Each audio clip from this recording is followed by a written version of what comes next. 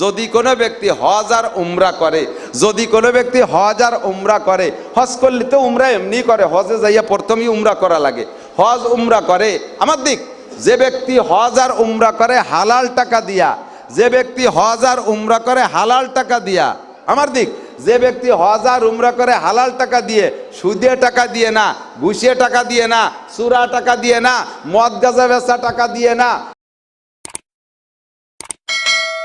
দোকানে অনেক মানুষ গল্প করতেছে, আজান হয়ে গেছে, টুক করে ভিতরে থেকে উঠে আইসা অজু বানায় আগে মসজিদে যে 4 রাকাত নফল নামাজ পড়া অপেক্ষা করতেছেন নামাজের, আপনি অরিজিনাল চালাক। এলাকার সব মহিলারা বেপর্দা, ফাঁকে 2টা মহিলা খাস পর্দা করে, আপনি 1 নম্বর চালাক। এলাকার কোনো মহিলা আস্তে কথা বলে না, সবাই ঝগড়া করে, তর্ক করে, জোরে জোরে কথা বলে, আপনি একজন মহিলা নিজের জবানকে কন্ট্রোল করেছেন, দেহকে কন্ট্রোল করেছেন, পর্দা করেছেন, আপনি 1 নম্বর চালাক। এলাকার কোনো মহিলা ফরজ নামাজ পর্যন্ত পড়ে না, আপনি মহিলা খাসভাবে পর্দার সাথে ফরজ নামাজ পড়েন এবং শেষ রাত্রে উঠে তাহাজ্জুদ পড়েন, আপনি 1 নম্বর চালাক। এলাকার সব মেয়েরা স্কুল কলেজ ইউনিভার্সিটিতে পড়ে, আপনি একটা মেয়ে মাত্র মাদ্রাসায় পড়েন, আল্লাহর দ্বীন শিখছেন, কোরআন শিখছেন, আপনি 1 নম্বর চালাক। ওরা ডাক্তার, ইঞ্জিনিয়ার, বিজ্ঞানী হতে পারে, ওর একটাও চালাক না যে কোরআন পড়ছে, যে আল্লাহ ওয়ালা হয়েছে, ইমানদার হয়েছে, আমলি হয়েছে, ওই লোকটাই চালাক। আল কাইয়িসু মান দানা নাফসাহু ওয়া আমিলা লিমা বাদাল মাউত, আর পরকালের জন্য আমল করে প্রস্তুতি নেয়, এই লোকটা হলো চালাক। আর নবী বলেন ওয়াল আজিজ, অন্য শব্দে আছে ওয়াল আহমাক, দুর্বল, কমবক্ত, পোড়া কপালে, হতভাগ্য, বুকা, আহমক, আনাড়ি, বেয়াকুব, বলদ, ধামড়া, আরো যদি থাকে তাও পাওয়া যাবে। কে? মান আতবা নাফসাহু হাওয়াহা, যে মনে যা চায় তাই করে, বলেন মনে যা চায় তাই করে। ওয়া তামান্না আলাল্লাহ, মাঝে মাঝে একটা মিলাদ দিয়ে বেহেশতে কিনে ফেলায় দেয়।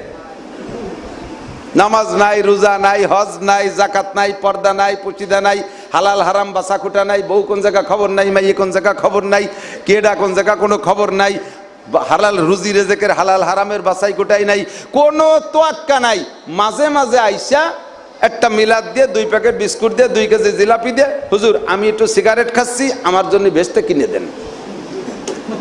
ওয়া তামান্না আলাল্লাহ, সবে বরাতে মিলাদ দিয়ে বেহেশতে কিনে ফেলাইছে, বাপ মারা যার পরে মিলাদ দিয়ে বেহেশতে কিনে ফেলাইছে। অত সস্তা যদি হইতো বেহেশতে, তাহলে সাহাবাই কিরাম গলা কাটায় দিতেন না, বুজুর্গানে দিন রাতের পর রাত দাঁড়ায় দাঁড়ায় তাহাজ্জুদ পড়তেন না, উলামাই কিরাম দুনিয়ার সব কিছু ত্যাগ করে দিয়া এত ধিক্কার আর ধমকির ভিতরে এইভাবে মাটি কামড়ায় ধরে পেটে পাথর বাঁধে না খাইয়ে বসে এই সমস্ত খানকার মধ্যে, এই সমস্ত কুড়োর খোবের মধ্যে বসে থাকতো না। বেহেশতে যদি অতই সস্তা হতো, বেহেশতে পাইতে হলে পরিশ্রম করা লাগবে, যে জিনিস যেমন সে জিনিসকে অর্জন করতে মেহনতও তেমন করা লাগে, ঠিক কি ঠিক না? ওয়াল আজিজু মান আতবা নাফসাহু হাওয়াহা ওয়া তামান্না আলাল্লাহ, আর নফসের স্বভাব কোনোদিন নফসে ভালো চায় না, নফসের স্বভাব নফসে কোনোদিন ভালো চায় না। আমার নফসেও গান শুনতে মনে চায়, মমতাজের ড্যান্স দেখতে মনে চায়, ওই মনির খানের কণ্ঠ শুনতে মনে চায়, আব্দুল আলিমের গান আমারও ভালো লাগে, আমারও রাস্তাঘাটে 2-5 হাজার টাকা পথে ফেলাইনে পাইলে ধরে কুড়োই নীতি ভালো লাগে, যত খারাপগুলো আমারও ভালো লাগে। হিন্দুকে বিশাল একটা গেট দেখলে খানিক সময় দাঁড়ায় দেখতে মনে চায়, ওদের পূজা পাঠের নাচ গান এগুলো আমারও শুনতে মনে চায়। প্রত্যেকটা মানুষের নফস খারাপ চায়, ভালো খুব একটা চায় না, ভালো খুব একটা চায় না। হুজুর বলেন চালাক আর জ্ঞানী ওই ব্যক্তি যে নিজেকে জবরদস্তি করেন মনটাকে খারাপের থেকে ফিরাইয়া ইবাদতমুখী করতে পারলো, ওই লোকটা আসলে চালাক। আর যেই ব্যক্তি নফস পূজারী হয়ে গেল, মনে যা চাই তাই করে, ইবাদত বন্দেগীর কোনো খবর নাই, ওয়া তামান্না আলাল্লাহ, আর আল্লাহর কাছেই বা বেহেশতের আশা করে বসে থাকে, তোমার চাইতে বড় বোকা হইতে পারে না। তুমি পরকালের জন্য প্রস্তুতি নাও, পরকালের জন্য প্রস্তুতি নাও। হাসরের মাঠে 1 নম্বর হিসাব হবে, 1 নম্বর হিসাব হবে তোমাকে 5 ওয়াক্ত নামাজের। জোরে বলেন কিসের? একটু মস্ক করেন না আমার সাথে? আমি মুখে মস্ক করাই কি জন্য? আপনারে কিয়ামতের মাঠে ধরে বলবে এই 5 ওয়াক্ত নামাজ ফরজ, এ কি কোনোদিন শুনিস নেই? তুই বলিস নেই কা, এ কি কোনোদিন নামাজ ফরজ শুনিস নাই? তো আপনি বলবেন আল্লাহ জীবনেও শুনি নেই, হুজুরকে কাছে ওয়াজ শুনছি, এই বৃষ্টিমুড়ি যে মসজিদে বসে রয়েছি একটা হুজুরও ওয়াজের নামাজের কথা কইল না। আপনি আমার পর মামলা উঠে দেবেন গাড়ে। তো ওই দিন আল্লাহ পাক আমারে ডেকে বলবে, তোমারে যে এভাবে যত্ন করে প্রধান বক্তা বানাইয়া ওয়াজ করালো, তুমি আমার উম্মতরে নামাজের কথা বললে না কেন? ওরা নামাজের কথা বললি তো নামাজ পড়তো, তখন আমাকে তো বাঁচাইতে হবে আমাকে। আমি বলবো আল্লাহ আমি নামাজের কথা বলছি কি বলি নাই, ওর আমল নামা চেক করো। ওর আমল নামা চেক করো। আল্লাহ তাআলা বলবেন ইকরা কিতাবাকা কাফা বিনাফসিকাল ইয়াউমা আলাইকা হাসিবা। তুই তোর আমল নামা পড়ে দেখ, মা ইয়ালফিজু মিন কাউলিন ইল্লা লাদাইহি রাকিবুন আতীদ। তোমার মুখ থেকে যে কথাটা যে অবস্থায় বের হইছে, ওই কথাটা ওই সুরে ওই কণ্ঠে জায়গা ঠিকানা একেবারে ভিডিও কইরা কাগজে লিখে তোমার আমল নামায় ঝুলানো আছে। ওয়াকুল্লা ইনসানিন আলজামনাহু তায়রাহু ফি উনুকিহি। ও যুবক, তুমি কোন জায়গায় যে মদ খাইছো, কোন জায়গায় যে গাঁজা খাইছো, ইয়াবা খাইছো, কোন জায়গায় কিনা বেচা করছো, কি করছো না করছো, সবগুলো কাগজে লিখে তোমার আমল নামা তাবিজ বানাইয়া প্রত্যেকের আমল নামা গলায় ঝুলোই রাখছে ফেরেশতারা। নুখরিজুলাহু ইয়াউমাল কিয়ামা, আল্লাহ কইরে বের করব কিয়ামতের দিন। নুখরিজুলাহু ইয়াউমাল কিয়ামা, বের করে বলবে ইকরা, পড়ে দেখ আছে না নাই। আপনি ওই আমল নামা পড়ে দেখে বলবেন আল্লাহ আল্লাহু আকবার, লা ইউগাদিরু সগীরাতা ওয়ালা কাবীরাতান ইল্লা আহসাহা ওয়া ওয়াজাদু মা আমিলু হাজিরা। আল্লাহ যেখানে যা করছি সবই লিখে রাখছে, লাস্টে একটুক বিড়ি খাইছি তাও লিখে তুইছে। বান্ধবীর সাথে কলেজের বাথরুমের ওই পিছনে যে গল্প করছি তাও লিখে রাখছে। রাত 1টার পরে সবাই ঘুমায় যাওয়ার পরে একটু ফ্রি টক টাইমে মোবাইলে কার সাথে কথা কইছি তাও ফেরেশতারা লিখে রাখছে। তোমার ফেরেশতারা কি ঘুমায় না? দুনিয়ার সব ঘুমাইলে তোমার ফেরেশতারা কি ঘুমায় না? আল্লাহ এই সুদে টাকা লেনদেন করতাম তো গেরের পাড়ে যাইয়া, সে জায়গা ফেরেশতারা টের পালো কি? সুবহানাল্লাহ। এ আছে না নাই কথা কন? আপনাদের এদিক থেকে সুদের কারবার মাশাআল্লাহ এখন আর নাই, আল্লাহর রহমতে কোনো সুদে লেনদেন নাই। সুদ লেনদেনের পদ্ধতি আপনারাই ভালো জানেন, আল্লাহর ফজলে। আমি ভালো জানি না, তো আমি তো শোনা উঠলো সুদ নেওয়া দেওয়ার সিস্টেম কি? কয় না টাকা তো কাজ করে টাকা চাইছে, না টাকা তো নাই, একজন 10,000 টাকা দিয়ে গেছে, সে আবার বাড়ি খারাপ মানুষ, ওতে আবার কিছু না দিলে দিতেই চায় না। টাকা উনার আর একজনের নাম দিয়ে সুদ খায়। এ সব লিখে রাখছে, সব লেখা আছে। ইকরা, পড়, পড়ে দেখবেন যে আজকে মসজিদের তারিখ কত? 3 তারিখ, সেপ্টেম্বরের 3 তারিখ। বিশেষ মাধবপাশা মাদ্রাসার মসজিদের মধ্যে বৈশা আপনি স্বীকার করছিলেন যে কিয়ামতের ময়দানে সর্বপ্রথম জিজ্ঞাসা হবে 5 ওয়াক্ত নামাজের। কিয়ামতের ময়দানে সর্বপ্রথম জিজ্ঞাসা হবে, একটু বলেন, সর্বপ্রথম জিজ্ঞাসা হবে কয় ওয়াক্ত? বলছেন সবাই কয় ওয়াক্ত? 5 ওয়াক্ত। কি কি নামাজ? বড় কি নামাজ? আমি মস্ক করাই দিছি, আমার দায়িত্ব খালাস, আমার নামের মামলায় দিয়ে আটকাতে পারবেন না। বলা শেষ, লেখা হয়ে গেছে আমল নামায় 1 নম্বর নামাজ। 1 নম্বরে আল্লাহ পাকের সিস্টেম হলো প্রত্যেকটা ইবাদতের প্রতিদান মূলে রাখছে আখেরাতে। বুঝেন, প্রত্যেকটা ইবাদতের মূল প্রতিদান পাবো আমরা কোন জায়গা? একটু কোন জায়গা? দুনিয়ায় যদি নাও পাই কোনো দুঃখ নেই, তবে আল্লাহ পাকের স্বভাব হলো প্রত্যেকটা ইবাদতের প্রতিদানে দুনিয়ায় রাখছে আগে, প্রতিদান দুনিয়ায় রাখছে আগে। হুজুর বলেন, যেই ব্যক্তি 5 ওয়াক্ত নামাজ পড়ে, মান হাফাজা আলাস সালাওয়াত আকরামাহুল্লাহু বিখামসি খিসাল, যেই ব্যক্তি 5 ওয়াক্ত নামাজ পড়ে আল্লাহ তাআলা তাকে 5টি পুরস্কার দেয়। 1 নম্বর পুরস্কার, ইউরফাউ আনহু যিকুল আইশ, নামাজি ব্যক্তিকে আল্লাহ তাআলা দুনিয়ায় কখনো অভাবে ফেলায় না। 5টা পুরস্কারের 1 নম্বর পুরস্কার দুনিয়ায় না আখেরাতে। রুজির অভাব দুনিয়ায় থাকবে না। এটা কি দুনিয়া না আখেরাত? আমরা আছি কোন জায়গায়? এ জায়গা আল্লাহর কসম, নামাজি ব্যক্তির রুজির অভাব থাকবে না। ওয়াদা করছেন বিশ্ব নবী। আমাদের নবী মাসে একবার ওয়াদা খিলাফ করতেন না? নবী মাসে একবার মিথ্যে কথা বলতেন না? বছরে তো 2বার বলতেনই, সারা জীবনে একবারও মিথ্যে কথা। সেই নবী বললেন নামাজি ব্যক্তিকে 5টা পুরস্কার, তার 1 নম্বর পুরস্কার দুনিয়ায়, আর বাকি 4টে মরার পরে। যেই ব্যক্তি 1 নম্বরে নামাজ, যেই ব্যক্তি রোজা রাখে আল্লাহ তাআলা তাকে পুরস্কার, 2 প্রকার পুরস্কার, 1 পুরস্কার দুনিয়ায় আর 1 পুরস্কার আখেরাতে। হযরত আলী রাদিয়াল্লাহু তাআলা আনহু বলেন, নবী পাক বলেছেন, লিসাইমে ফারহাতান, রোজাদারের 2টা খুশি, ফারহাতুন ইনদা লিকায়ে রাব্বিহিম ওয়া ফারহাতুন ইনদা ফিতরিহিম। রোজাদারের 2টা খুশির একটা খুশি হলো সমস্ত রোজাদারদেরকে কিয়ামতে আল্লাহ তাআলা একটা জান্নাতের একটা সুন্দর মনোরম বাগানের ভিতরে বসাইয়া 500 বছর পর্যন্ত আল্লাহ তাআলা জান্নাতি খানা ইফতারি হিসেবে মুখে উঠে খাওয়াবে। আল্লাহর হাত দিয়ে সমস্ত রোজাদারের মুখে উঠে খানা খাওয়াবে। এটা হলো আখিরাতের পুরস্কার। আর দুনিয়ায় পুরস্কার হলো লিসাইমে ফারহাতুন ইনদা ফিত্রিহিম, একটা খুশি হলো ইফতারির সময়। একটা খুশি কি? ইফতারির সময়। ইউজাদু ফিহি রিজকুল মোমেন, এই রোজার বিনিময়ে আল্লাহ তাআলা মোমেনের দুনিয়ায় রুজির বরকত বাড়ায় দেয়। সুবহানাল্লাহ। সত্য না মিথ্যা? একটু বুঝে বুঝে কথা বলেন। দুনিয়ায় রোজাদারের রুজির বরকত বেড়ে যায়, সত্য না মিথ্যা? আমি প্রমাণ করে দেই। বাড়ি যদি 5 জন সদস্য থাকে, 5 জন যদি অ্যাডাল্ট সাবালেগ, মা বাপ 2 জন, 3টে ছেলে মেয়ে, 3 জন বড় সাবালেগ হয়ে গেছে। রমজানে মা বাপও রোজা রইছে, আর ওই ছেলে মেয়ে 3 জনের বড় 2 জন রোজা, ছোট জন রোজা না। ছোট জন মানে নাবালেগ না, ছোট জনের বয়স 22 বছর, এটা রোজা না। যখন সে রোজা রাখে না, যারা রোজা রাখে শেষ রাত্রির ভালো ভালো তরকারি রোজাদারকে যতক্ষণ ভিতরে জায়গা থাকে অতক্ষণ কি কম খায়? ভালো ভালো তরকারি সব 4 জনে গলা সমান খাইয়া এরপরে যেটা রোজা নাই তার জন্য যা আছে সব ওইভাবে থুয়ে দেয় যে কোনো জায়গায়, ভালো করে যত্ন করেও রাখে না। ইন্দ্রা সকালে ফজরের নামাজ পড়ে 9টা পর্যন্ত ঘুমাইছে, ও উঠে ওর মারে কয় মা ভাত দাও, এই বেরোজাদাররা আমি ভাত বাড়িয়ে দিতে পারবো না, ওই জায়গা রয়েছে যাই খা। যাইয়ে দেখে বিলেতি খাওয়ার মতো কুত্তই খাওয়ার মতো সব আইলেও যাইলেও কয় মা দিয়ে এই আছে, কয় যা আছে তাই খা, কথা কইস না, বুঝতে রেখে জন্য আমি রাঁধতে পারবো না। যা আছে সকালবেলা ওই খায়, দুপুরবেলা কয় মা এখন সাইডে রান্না করে দিবা না, এই চুপ কর, এমনি রোজা থাইস না আর বুঝদাইরের জন্য রোজার দিনে রান্না করে আমি জাহান্নামে যাবো, যা সাইডে উড়ুম টুড়ুম খা, মুড়ি খা। উড়ুমছে না তো মুড়ি, গুড় দিয়ে মুড়ি দিয়ে খাইয়ে মুখ কান ছুটো করে ঘুরে বেড়াচ্ছে। সন্ধ্যার সময় ইফতারি 20 প্রকার, রোজাদার 4 জন সুন্দর করে ইফতারি নিয়ে সাজে গুজে বইছে। সারা বছরের ভিতরে সন্ধ্যাকালে ওই রকম খানা কি আমরা খাই কতক্ষণ?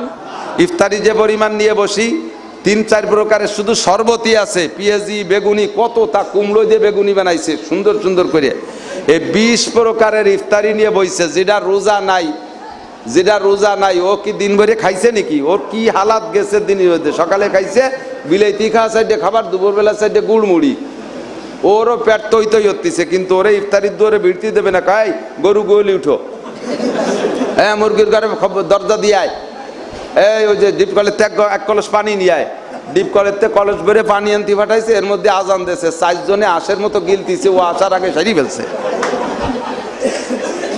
ও তো পানি নিয়ে তাড়াহুড়ারে দৌড়ে আইছে, আইসে যাইছে মাঠ খালি, 4টে ছোলা মুড়ি মাহানু রয়েছে, তুই উন্ডা নামাজে চলে গেছে, পারলে ওই কটা খা। ওর মা কয় মা তাড়াতাড়ি, ওর মারে কয় মা তাড়াতাড়ি ভাত দাও, দিন ভরে তোমরাও খাও নাই আমিও খাই নেই, কয় যে ঈশার আগে কোনো খানা হবে না। তারাবির নামাজ পড়িয়ে তারপরে এর সাথে খাইতে বলে। বলেন রোজাদারের রুজি বেশি হলো নাকি বুঝদারের রুজি বেশি হলো? রোজাদারের রুজি বেশি, কথা কোন ঠিক না? প্রতিদান আখেরাতে তো আল্লাহর হাতের ইফতারি পাবেনই পাবেন, সাথে সাথে দুনিয়ায় আপনার রুজি বেড়ে গেছে না? সারা বছর যে পরিমাণ খাই না খাই, রমজান মাসে অবশ্যই বেশি খাই, ঠিক কি না? আমার মাসিক খরচ প্রত্যেক মাসে স্বাভাবিকভাবে নর্মাল মাসে আমার সংসারের কথা বলছি 1 লক্ষ টাকা আমার সংসারে লাগে, আর রমজান মাসে লাগছে আমার 3 লাখ টাকা। এই রমজান মাস না খাওয়ার মাসে এই পরিমাণ আল্লাহ তাআলা খাওয়াইছে। দামি দামি খেজুর, 2200 টাকা দামের খেজুর, এ দামি খেজুর, তারপরে 3 ফল, দামি শরবত, এ যত ভালো ভালো ফল, এখন তা কিনতেও মনে চায় না, দেখলে সামনের পর পাইলেও কিনি না। আর রমজানে যা পাই তাই কিনি, যা পাই তাই কিনি, আর সবাই খাইতেও পারে আলহামদুলিল্লাহ। এখন 1 মুঠ ছোলা মুড়ি খাইয়ে 3 দিন পর্যন্ত গ্যাড় গ্যাড় করে ডেক ছাড়তি তালে তাই। আর রমজান মাসে সন্ধ্যের সময় এত বড় খানসা ভরে গিলিয়ে তারপরে নামাজ পড়ি, একটা ডেকুর ছাড়ি না, কতক্ষণ ঠিক না?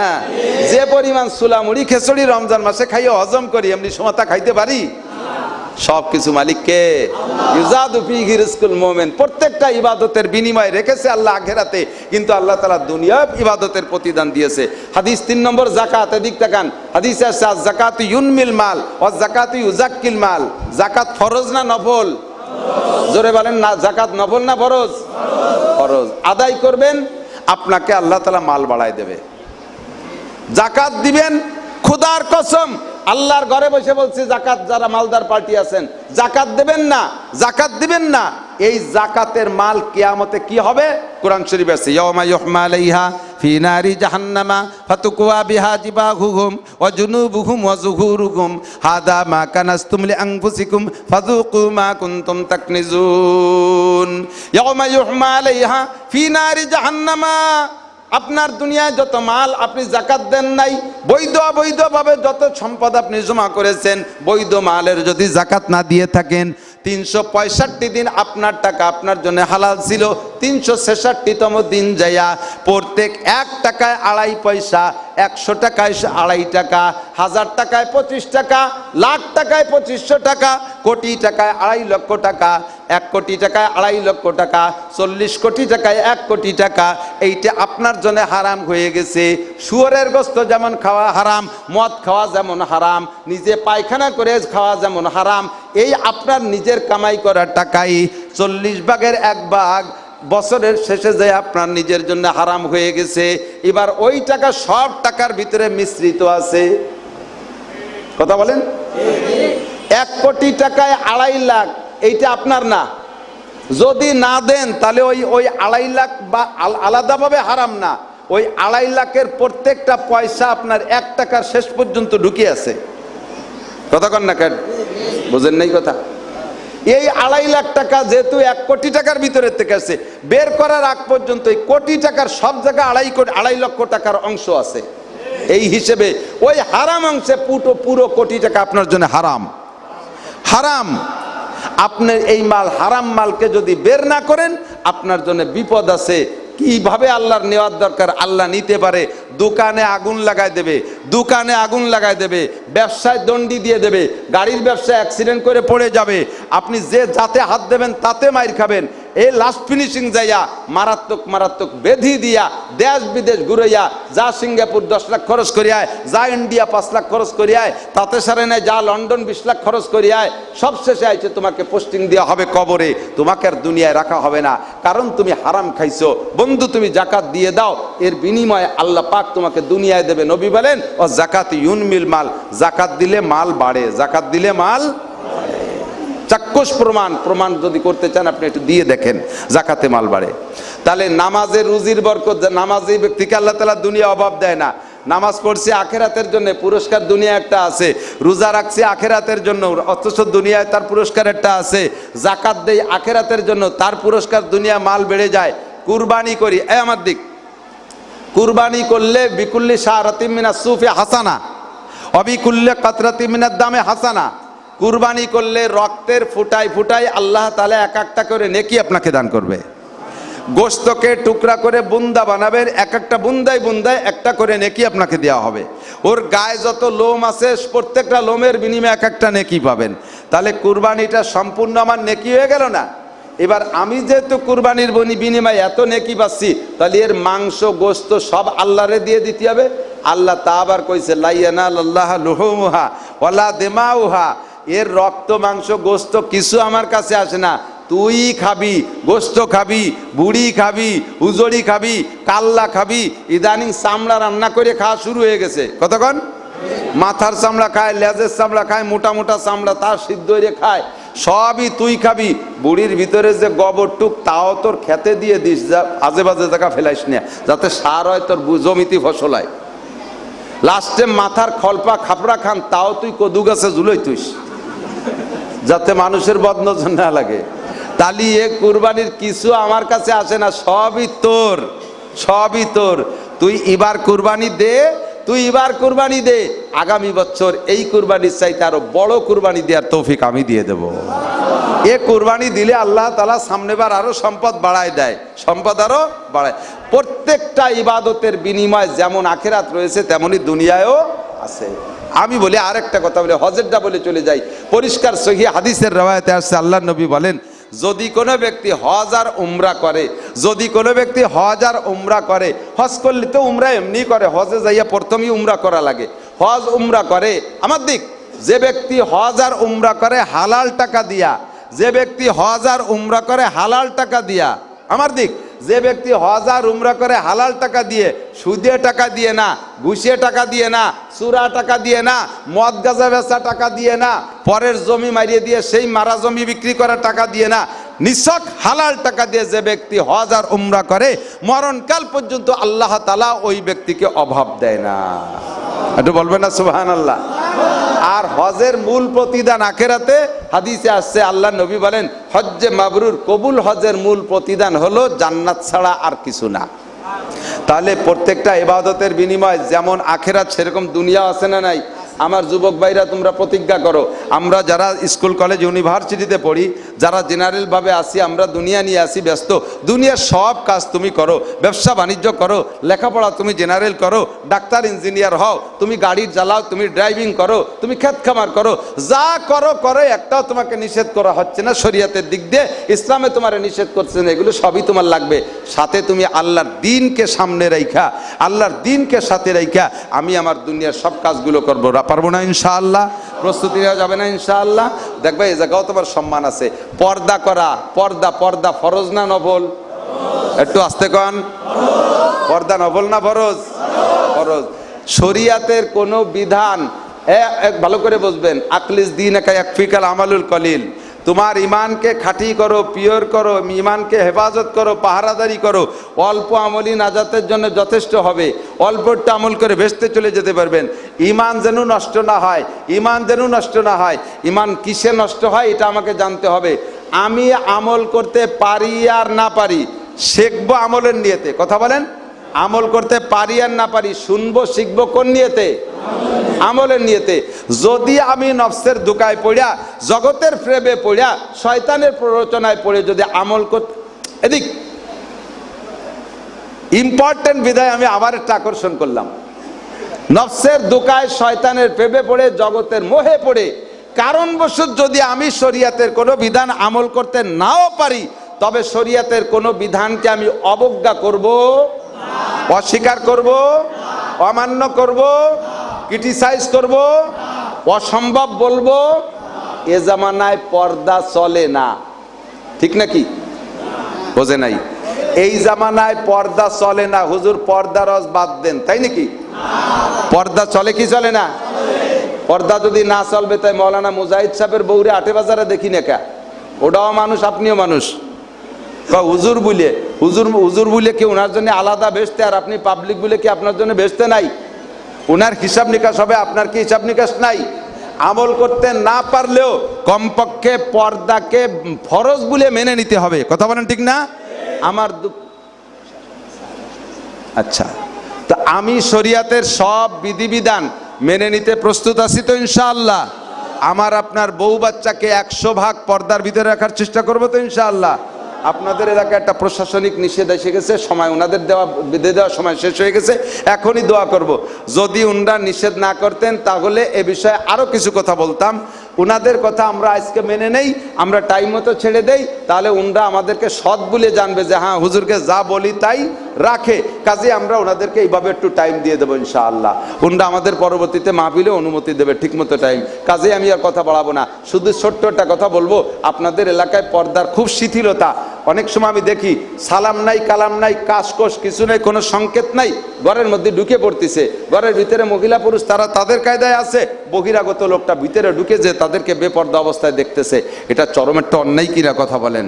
বাহিরের থেকে সংকেত না দিয়ে ঘরের ভিতরে পরের ঘরের মধ্যে ঢুকে যাওয়া, বউ বাচ্চা নিয়ে একসাথে বসে যাওয়া, দেওররা যে প্রতিবেশী ভাবিকে কাছ থেকে ভাত চাত চাইয়ে তার কাছে বসে খাইয়ে খাইয়া এই পরিবেশটাকে বেপর্দার পরিবেশ করা, এইরকমগুলো করবো না ইনশাআল্লাহ। আমরা যে কথাগুলো শুনেছি শরিয়াতের এই কথাগুলো মানবো, আমাদের অল্প একটু সময়কে কাজে লাগাবো। এই অল্প একটু সময়ের ইবাদত দিয়ে যাতে আমরা অনাদি অনন্তকালে জান্নাতে যেতে পারি, আল্লাহ আমাদের তৌফিক দান করে। সবাই বলি আমিন।